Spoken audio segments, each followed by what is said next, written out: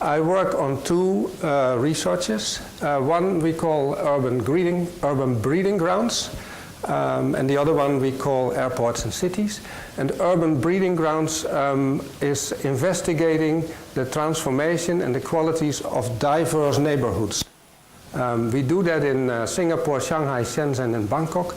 And we have a complementary group working on Zurich and Rotterdam.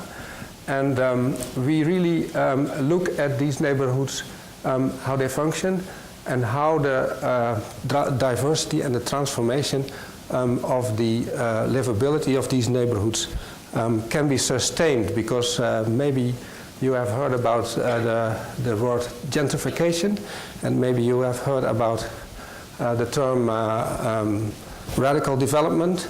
These neighborhoods, of course, are threatened by several factors of real estate development that pushes certain qualities away, and we are investigating in which way we can sustain qualities of diversity without freezing such a neighborhood.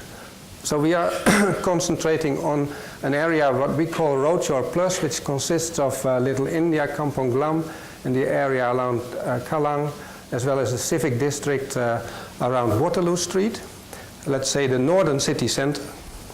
And if you have read the comic strip of Asterix, you can maybe imagine that we call this area the last village of the Gallier people under the threat of the Romans. The Romans being the CBD in Singapore, which is gradually pushing on all sides around this neighborhood, and which causes some kind of friction. And it is very interesting because exactly these neighborhoods are the basis of neighborhoods like Greenwich Village in New York, or Prenzlauer Berg in Berlin, or Soho in London, or the French Concession in Shanghai, which are in effect also breeding grounds for microeconomic startup activities that have an innovative character. I'm on purpose avoiding the word creative industry here. So if people think about this neighborhood, always the cliche of this shop comes up. The shop house with the old shop, people get romantic about it. Mostly the spirits are separating in two directions.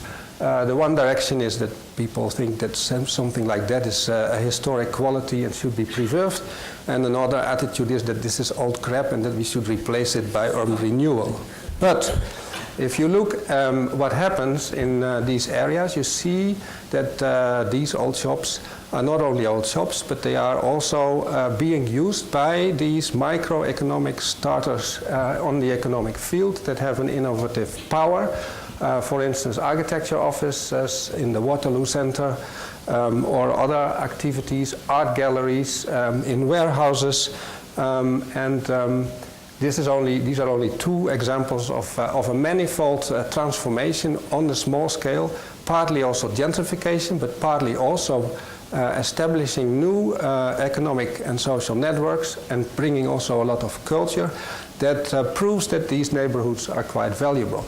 If you compare this area in terms of typology and in terms of function here with the rest of Singapore, then you see clearly what I'm talking about. You see here a multi-directional street pattern with fine-maced street systems, and you see a variety of uses.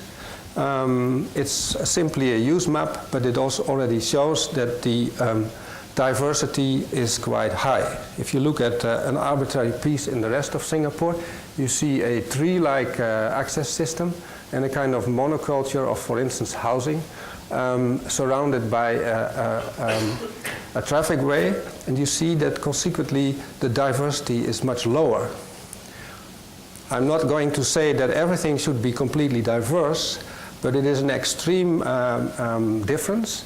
And especially in Singapore, it's very critical because Singapore tends to become much more like this and much less like the other. And you need, in my opinion, this milieu in order to create an attractive, a continuously attractive city, also for culture and also for tourism for many, many reasons, and also for, as an arrival city for possible migrant cultural activities. And so it's radically different than, for instance, the area that you see here. Here we see a picture of a very attractive residential environment with clean water for recreation, etc. It's all very beautiful, but these developments mostly have one hawker center, one shopping center, one center where most of the employment takes place, and a lot of people have to take the MRT to go somewhere else. So why not work on a concept for Singapore, where I think that these neighborhoods are also a very good base for, to gradually create a condition of gradual increase of mixed use, especially in grade level. So this is a caricature of the difference between a mixed use open neighborhood and a neighborhood that consists of single access systems and monofunctional building conditions. You can see in an arbitrary historic map of Singapore that this condition can be read already very strongly in the past. The old Singapore more or less shows up this historical street grid, and outside in the countryside, that's the area where later these larger units have been built. You can find really, let's say, very vernacular conditions in this area. You can see also very strongly upgraded streets in Little India. This is, I think, Bali Street in Kampong Glam, which once had a pioneer function in the form of Comme des Garçons, the French fashion maker.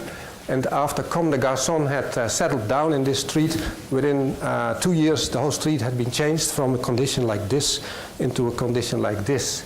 And I think this is an interesting point of discussion. It's partly 5 minutes left.